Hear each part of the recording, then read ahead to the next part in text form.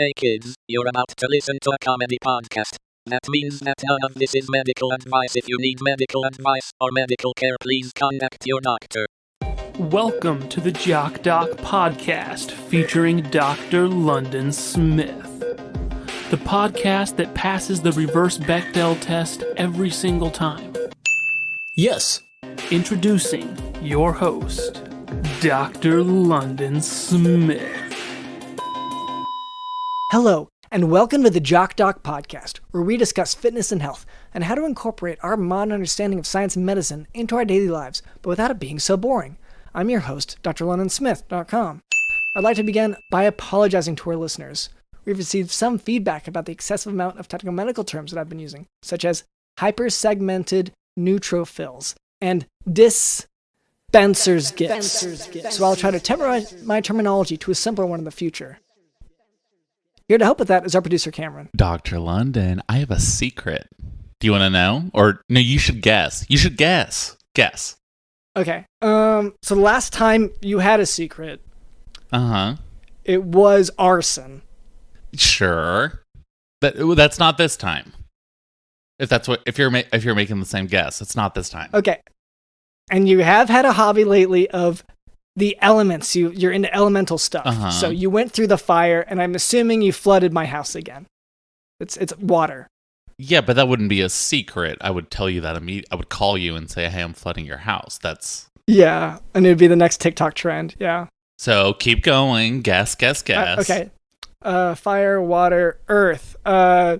You cause an earthquake, or I guess an avalanche of debris onto my house. I know my house is going to be the target in this, whatever it is. How can you not guess this? I'm so shocked you can't guess this. Yeah, no, I feel like wind, because there's a book about this involving a wolf and some piggies.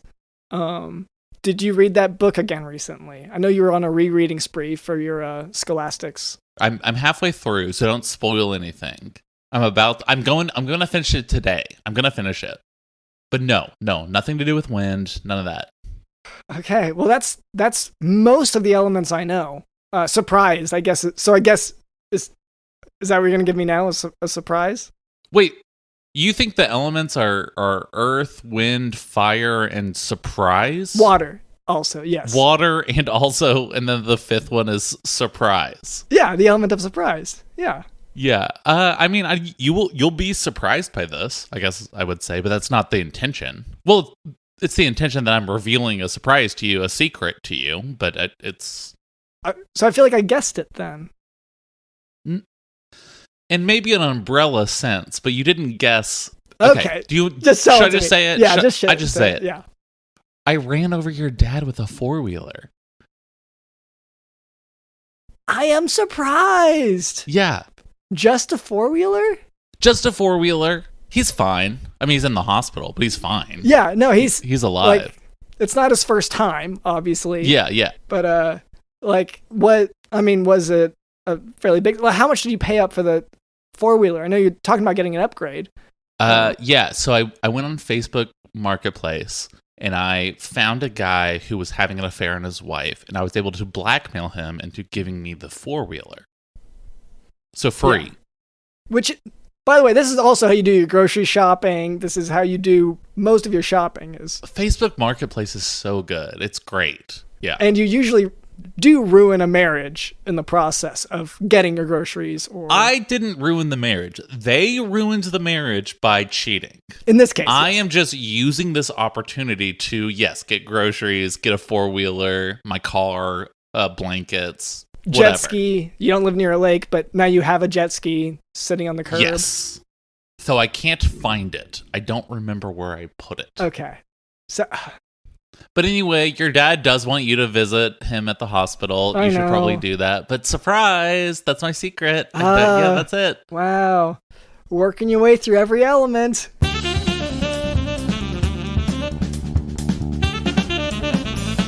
So we have a sponsor today. It's Caldera Lab. We all know that first impressions matter. But if you're not taking care of your skin, that the bad skin is going to be what someone notices. I use Caldera Lab. I use their products. They create high-performance men's skincare products, and their regimen leads off their product lineup. It's a twice-a-day routine to transform your skin. The skincare world is it's been heavily female-driven, and so this is a bit more marketed towards men. And that's because, well, I know as a guy, I don't always know, like I don't know the best product necessarily. I only through research, but fortunately these are clinically proven products. So the Caldera Lab, they have the regimen, which includes 3 products: the Clean Slate, the Base Layer, and the Good. So the Clean Slate starts and ends your day. This face wash leaves all skin types refreshed. The Base Layer is your daily moisturizer to hydrate your skin and jumpstart your day full of confidence. Okay, and you might be thinking here, he's floundering. Where's Cameron? Because Cameron normally helps to make all these things relatable. Cameron, he's a little bit preoccupied because he has a job interview. He's kind of going to, for right now, he's actually trying to just dress for the job he wants, which is to be, the Sphinx, which of course is a traditionally female-oriented role, but he's like I get that down with the patriarchy, that is what he chants, but he is trying to change things up, and get this new job. And he said the benefits are really good. And it's in Thebes, which I don't even know where that is, but he's pretty excited for the international aspect of the work. He likes to travel. He's busy with that, and so it's on me to kind of get this stuff across. The third part of the regimen is the Good. It's your go-to multifunctional serum at night that helps your skin look tighter and smoother, as well as to help reduce the visibility of wrinkles and fine lines. It's got a lot of antioxidants, 3.4 million antioxidant units to protect your skin. It's great. And sorry, one point that Cameron did want me to bring up, he wanted me to read off a list of a few riddles, because that's part of the job of the Sphinx, is you have to tell riddles. So he just wanted me to test some out before the job interview. So just going to run through a few of those. First riddle, okay, it's toothpick, water pick, ice pick. One of these is bad for your teeth. So that's the first riddle. Hopefully it's to your liking. Okay, the next one after the regimen, we covered that, is the Caldera Lab Icon Eye Serum. It addresses the 3 most common skin concerns around the eye, which is fine lines, dark circles, and puffiness. Okay, Caldera Lab is the leader in men's skincare, made only with top-tier ingredients, and clinical trials have found that 94% of men's skin showed an overall younger-looking appearance after using Caldera Lab for a few weeks. Once again, like I said, as a guy, I didn't know where to look exactly, and it really was helpful to see. Okay, they've really done clinical testing. They asked these people, how did this affect you? And it wasn't 100%. So, which to me in science, 100% is suspicious, but 94%, that makes okay, yeah. And 1 minute. Morning and night is all it takes to reduce your wrinkles, fine lines, and signs of aging. Cameron wanted me to ask one more riddle, okay? And just, once again, this is to help him for this job interview he's got coming up. It's kind of a big deal for him. He's hoping to get out of this, as he calls it, this sleazy podcast game, which I don't think describes us accurately, but that's his feeling. So the second riddle: popcorn, candy corn, Capricorn. One of these is very bad for you. And by the way, I don't necessarily agree with whatever his take is on these. I don't know what answer is right, but there you have it. For our audience, we have an exclusive offer, and this is their best offer available for our audience. Anywhere, use JockDoc at calderalab.com and get 20% off right now. So get 20% off with code JockDoc at calderalab.com and make unforgettable first impressions that lead to the charming words, "You look younger." 20% off at Caldera Lab with code JockDoc.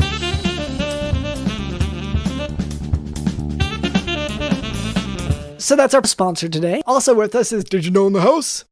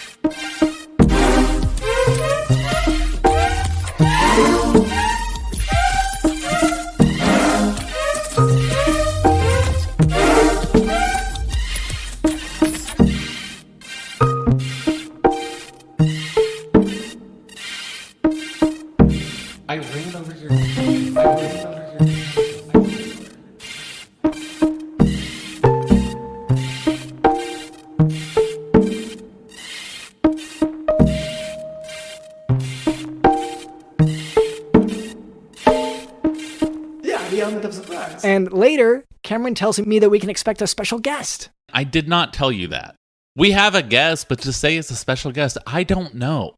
Okay? So my dad texted me that you told him about the guest. But yeah, that was just to make him feel better because he's, kind of on death's door with the 4-wheel accident and everything. Yeah. When we say he's fine, he's being fined by the city for the obstruction that he caused. Yeah. By his mangled corpse. Well, not corpse yet. It's not a corpse. It's just really close. It's right there. Yeah. Yeah. Yeah. But I would like to move on here to today's medical topic, Tourette Syndrome. So Tourette Syndrome is an idiopathic disorder, which means we don't know what causes it. And it consists of vocal tics, grunts, coprolalia, which is obscene language. You may have heard, some parodies of this where people will use cuss words, profanities, for fun, but this is actually a real disorder where that happens, and people do suffer from it. Patients with Tourette syndrome can also have motor tics, such as sniffing, blinking, and frowning, and obsessive-compulsive behavior. There are no specific diagnostic tests for it, but treatment is with flifenazine, clonazepam, pimozide, and other neuroleptic medications. So methylphenidate and ADHD treatments they're intrinsic to Tourette management. And just to reiterate what you were saying, yes, there have been parodies on TV of it. And yes, this does mean that everything on South Park is real. This is something that I feel like a lot of people don't understand, but yes, Mr. Hanky's real, Tally's real, Butters is real. These are all real beings.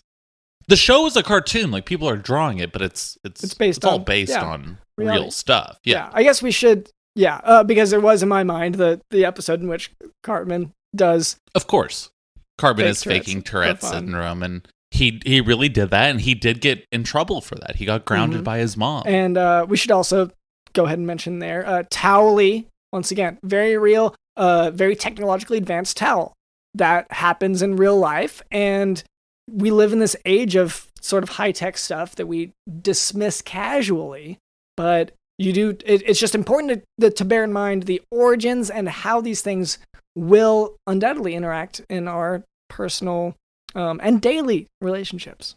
Well, it's just one of those things that people don't really take seriously because they do see it on TV and they're like, oh, it's TV. But no, there was a point where Cartman, who's a real guy, was telling people you have to respect my authority.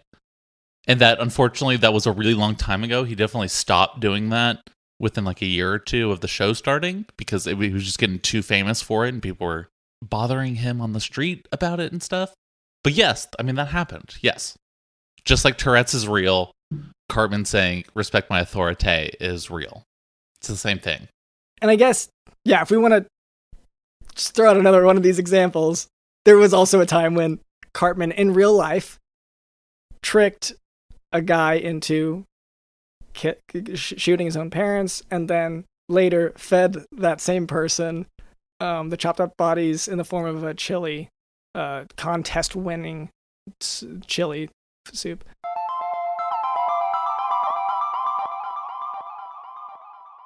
Anyway, so, hello there to our guest. My name is Dr. LondonSmith.com, and this is our producer, Cameron. What was your name? Hey, Dr. Smith. Hey, producer Cameron. My name is Qhrys. Such a pleasure to be on your show. Long-time caller, first-time listener. Just such a pleasure to be on. And for the just social media purposes, how do you spell that? Qhrys? Qhryss. Oh, I only put 2 S's. Now, okay, there's the third one. Okay, yeah, let me... How many dollar signs is that spelled with? It's 1 at the end. Okay. Well, I'm going to have to... We do a lot of the press prep beforehand, so we're going to have to go back and change a lot of the signage and the billboards. So for those who don't know about you, you're kind of a celebrated author, correct? I have recently released my newest health, lifestyle, diet, wellness book. You can pick it up on bookshelves or in ebook, wherever fine books are made. The title is Salt, Fat, Acid, Meat. Oh, Audible audiobook? Can I listen to it? Of course you can listen to it on Audible. Who did the voiceover? Was it you? Did AI do it? You could just say it. Yeah. You got AI to do it? We're not going to be mad. We're not like these WGA like SAG types who are like, "Oh, AI is so bad." Like I'm like so close to automating Dr. London here. Well, it's so interesting about ChatGPT 4. As interesting as it is, swear by 2. I keep it retro, and I can't get enough. Right? Yeah. It's like the throwback. Like I remember as a kid, ChatGPT 2. You know what I mean? Like just growing up, and it's like, oh, and now all these people are ChatGPT 4, and it's like, it's Zoomers, it's Gen Z. Oh, 4. Yeah, it's something about those old graphics. The way it prompts erotica. There's something about it. It feels cozy. It feels like home. It's just the throwback. And so it read your book. Yeah, once again, we're not trying to be critical of it. I'm just saying, like, there are ways to get things done, and you don't have I assume you don't have all the time in the day to read your own book out loud. No, of course not. Who in this workaday world no, of course not. So I hacked it together in, we're gonna say like 4 hours or so. You feed it through to ChatGPT 2. Sure. And if you're feeling so inclined, you hire somebody to take an editing pass. Oh, is this for the actual writing, or is this for the spoken portion? Or is this both? This is like it's the actual writing. Like it does sort of seem like your book you sort of just wrote into ChatGPT 2. Like, hey, write a book for me. If you're the person who has the wisdom to share, I've had this long health journey, and I wanted to share how I overcame my health issues. I'm the one with the wisdom, so I'm the one who wrote the book. ChatGPT didn't write the book. I just put it into ChatGPT, and then I had a book. And then that's how I wrote the book. That makes sense. That's fair. So your health journey, let's talk about that. Like what are we talking about here? Well, I'm so glad you asked, Producer Cameron. So this would have been back in 2008 or so. I received Okay. Well, sorry, let me put myself there. 2008. Okay, so Red Jumpsuit Apparatus was a band that people knew back then, and the Plain White Tees.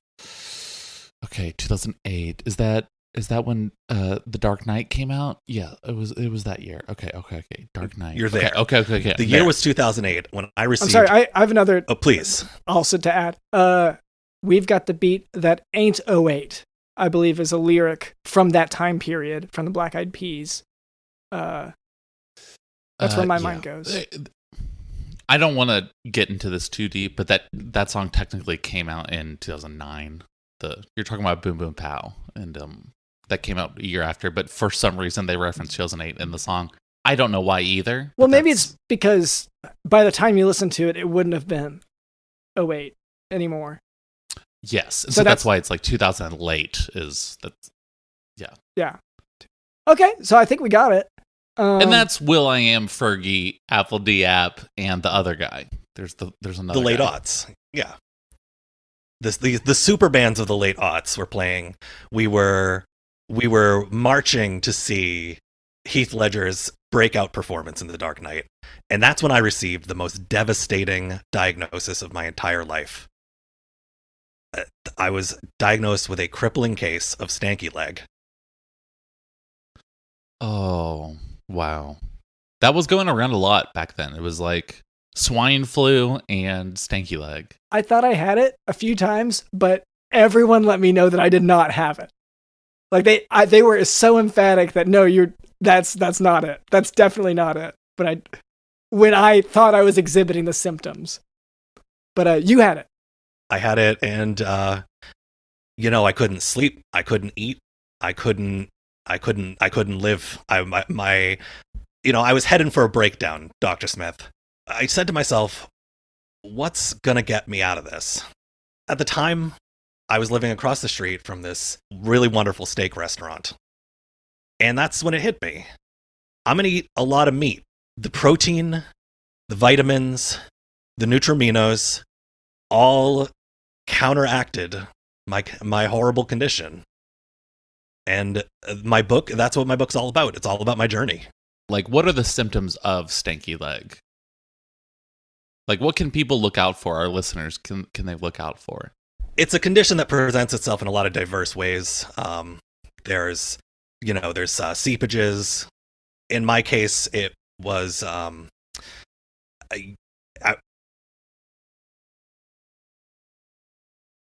See, and this a lot of the book was like this as well. I'm sorry, this is very difficult for me. You understand? No. There were several blank pages. No, I understand. We're talking about a very serious subject, and there were a couple of blank pages in your book. Yeah, like London was saying. When it got to describing the pathology, I got choked up. It conveyed that, yeah. Like, especially a few pages later, and then says, "Sorry about that, I got choked up," is how the text reads as well. That's why, for me, that's why ChatGPT is such a remarkable tool for these, because, I'm a lot of things, but conveying the raw emotionality of what I'd been going through, my personal hell, it was such a challenge, and this truly captured where I was. Those blank pages, those were my Vietnam. It's a real example of show, don't tell. Just blink. Exactly. Well, I think it's important for our audience to hear this, because, like, you're not going to know what other people are struggling with. You know what I mean? Like, you walk through the mall and you assume that everyone's doing good, but it's like, she might have stanky leg. He might have stanky leg. That kid probably has stanky leg. But you don't know. You know what I mean? Like, it's... Yeah, you never want to judge. The importance of empathy and just caring about other people, especially other people who have stanky leg. I mean, that's... if you see somebody at the supermarket and they've just they've unpacked a freeze pack of chicken and they're just popping it into their mouth in the butcher section, like a grape, you can't judge what that person's going through. No, absolutely. You have no idea. Is it? I'm sorry. That sounds a little bit more specific. Do you often, and like, I don't think I have any problem with it, but do you often go to the grocery store and just eat food from the, I guess the whatever cooked food section, ready-made food? Oh, no. The diet is exclusively raw. Okay.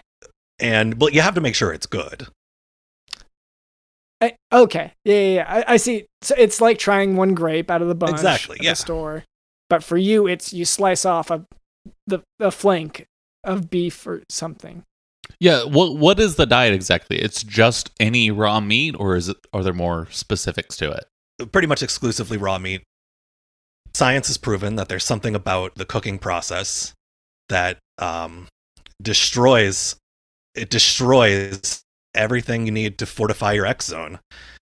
Once again, in your chapter about the X zone, yeah, if you could just expand on what that is, because like the book, I'll say, like, I felt like it went through a few blank spots there as well in terms of the actual description. Sure. All right. So here's what you do. You trace a line from your lower ulnar region all the way up to your so what you do on the more southerly part of your mandible. Okay, and I guess I'll explain to the listener. So the ulna is a bone in the arm, but you'd call it regionally as well. You could the radial side and the ulnar side. So the ulnar would be if you held your hands in anatomic position, that's palms facing forward, and then it's the part that's closer to the midline would be the ulna bone and the ulnar region. That's right. When you take that region, you cross your torso. Okay, so right? You cross your arms. So you have kind of you have kind of an X. It makes kind of an X shape. Okay. And what a lot of the time, what they don't teach you is everything in that whole zone. Doctors won't tell you this, is that it's woefully, you need the protein. It's woefully lacking in bone meal. You need all kinds of nutriment to strengthen that area. That's where so many toxins will steep into your body through that zone. The chest? And is that just to clarify? Well, like not just the chest. No, not just the chest, because you cross when you cross your arms like that. It's kind of that whole area, you know. And Dr. London is trying to distract from the fact that you said this is something doctors won't tell you, because doctors, it's a cult. They have all of these secrets that they're not allowed to tell. Can I defend myself for a second here? No. Okay. Part of the issue is that, and like people don't really seem to think this. You talk about walk through the mall, have some empathy. A lot of doctors have speech impediments when it comes to this stuff. We can't. Doctors won't tell you because they can't physically. They want to tell you that whenever you cross your arms over your torso, that forms the X zone, and that there are a lot of nutriments that you can't access unless you eat a heavy, raw, potentially salmonella infested diet. Like, sure.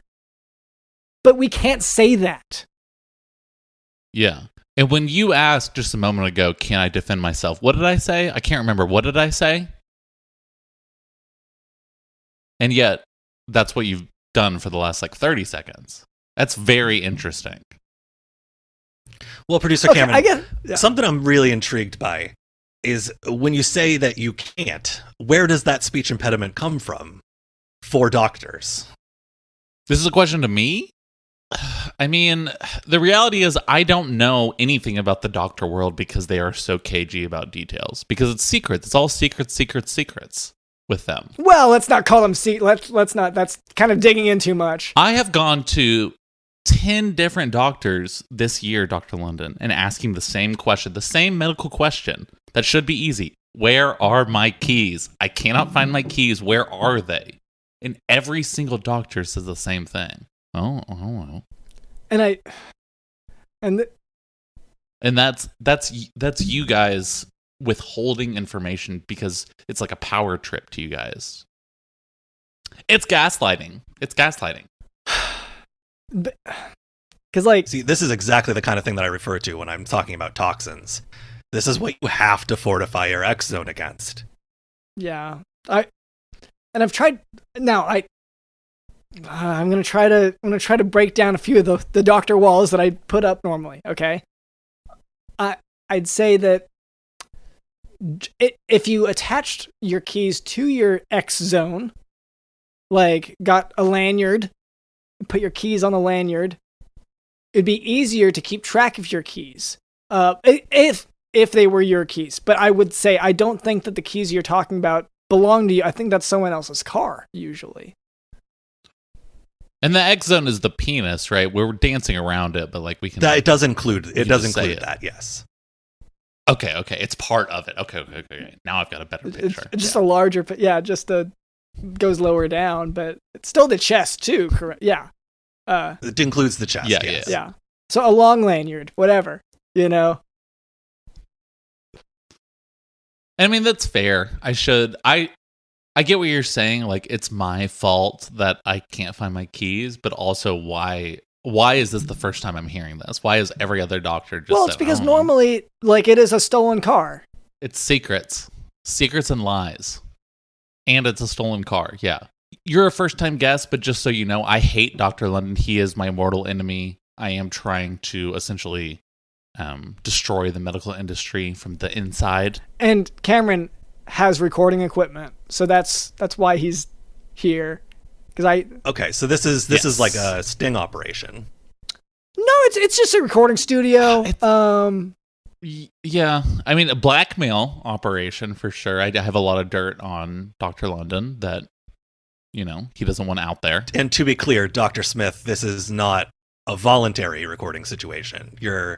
Are you here under duress? It's so hard to distinguish at this point what is duress and what is just being alive. In this capitalist society and this cancel culture, you mind if I go off for a little bit about cancel culture?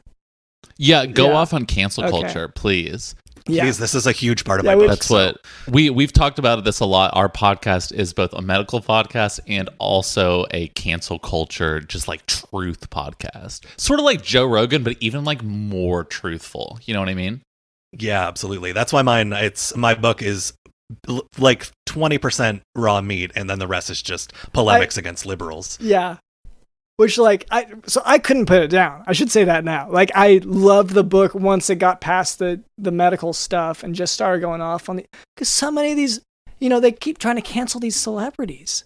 Like, there's this guy who's like sort of the ultimate funny guy, and you go on about it in your book. Like, he's sure, and yeah, I mean, you can't tell jokes anymore. And he's like, simple as that. This guy, his name's John Wayne Gacy, and like. He's a clown. He's like the funniest thing you can be, and everyone's getting on to him about it. Like I guess he tweeted. I don't know. It was before tweeting was a thing, I think. So like maybe he just said something bad somewhere. It's the same bullshit every time. A guy makes one mistake. He makes one mistake, and suddenly he can't be a clown anymore. He can't live his life. It's just to me. And like I haven't like researched him a lot. Like I could tell in your book also that you hadn't. So I get. Yeah, it was in the book quite a bit. John Wayne Gacy stuff was a big part of the book. Like we're all kind of fumbling because we don't want to go and read about it because that'll give more attention to the liberal whatever. Well, are you going to believe what the media says? Come on. The guy said something wrong. He probably said something that at the time might have even been okay, but later on it comes back to bite you kind of thing. Like culture changes and he adapted with the culture, but he still had said this thing and someone printed it, I assume that's what happened with that guy. Well, it's not far off from what happened to me. I mean, Dr. London knows this, but the Queen of England, she passed away last year, and it is because I murdered her. But it was justified. Like we were playing poker and she looked at my cards like she cheated. And so of course I killed the queen. It's not that big of a deal. And I was canceled. People were so mad at me on Twitter. That was it. That's the only consequences. People were mad at me on Twitter. Nothing else happened. But that was so bad. Yeah, how did after you were canceled on Twitter, how did the GoFundMe that people started for you go? How did that? It made $600,000 or so. Like, not a ton, not like an amazing amount, but like $600,000. It makes up for it a little bit. Yeah. Well, and of course, I was given a bunch of jobs, and I was given $100 million by Netflix for my comedy special. Just the typical things that happen when you're canceled. But like, people were so mad on Twitter. It's like you can't talk. You can't. Nobody wants to hear what you have to say anymore, and nobody will give you a stage or an audience, and it's not acceptable. You literally, so many things from the past you couldn't make today. MASH, Cheers, you couldn't make those today because they're just so out there and edgy, and it would get me canceled. Inception, you couldn't make that. I used to love Futurama, and then it was canceled, and it's just gone. You could never make that today. You could not make Grand Budapest Hotel today at all. You know what I mean? Like, it was just so, like, on the edge. Guys, this is getting depressing, honestly. Like, but let's get back to the book. I want to hear a bit more about, well, I mean, not even the book, but the diet. Like, have there been any, like, downsides to this all raw meat diet? There was an adjustment period. And I had a few teeth fall out. Sure, normal. But so it's so important to stay positive, Cameron. And outlook is everything. That's what I say. And it's actually in a lot of cases made it quite a bit easier to eat the meat. Okay, yeah, just to get it down. Yeah. I was losing excess teeth. Yeah, you didn't need them. Like, they just weren't necessary. So it's really just about getting your body into the place it should be. Less teeth, different weight than you are currently, all of these sort of things. Exactly. I'm finally optimized. I'm optimizing myself. and I'm living the way that a human should, not the way that a doctor thinks And he this should. this is what doctors hate. I'm taking control of my health. I've taken control of my health. This is what doctors hate, is people actually being so efficient that they don't have to ever see a doctor again. Because there's no money in that. Oh, Dr. London, give me $50. Anyway, I guess now's the time, honestly, to say thank you to our guest. Thank you to Qhrys. Thank you so much for having me. Yeah, is there any way for fans of you or anyone you're a fan of that you want to give a shout out here? Well, if my name were Nathan, and I know it's not, you could hypothetically check out some of my an upcoming podcast that I'm launching with my good friend Chris Revel called the Podcasters of Podcasting series. Oh. Probably look for that come the start of September. So Sweet. Yeah, we will look forward to that. Thank you, Qhrys, once again for being on. Thank you to our producer, Cameron. Thank you to Just On the House.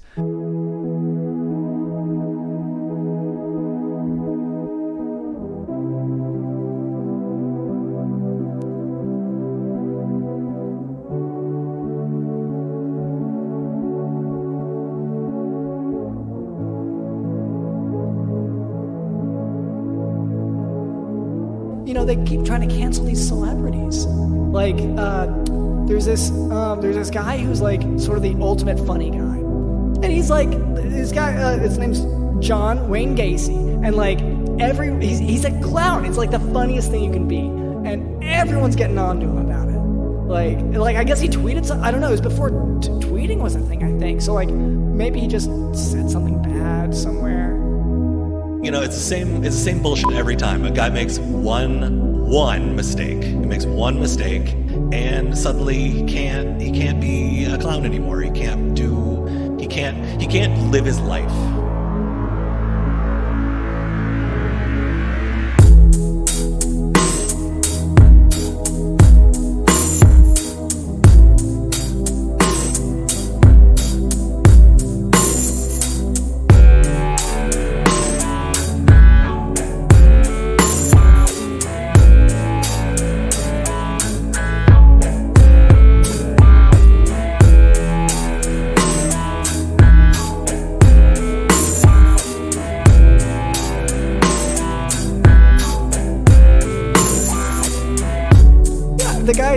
The guy said something wrong. He probably said something that at the time might have even been okay, but later on it comes back to bite you, kind of thing. Like, culture changes.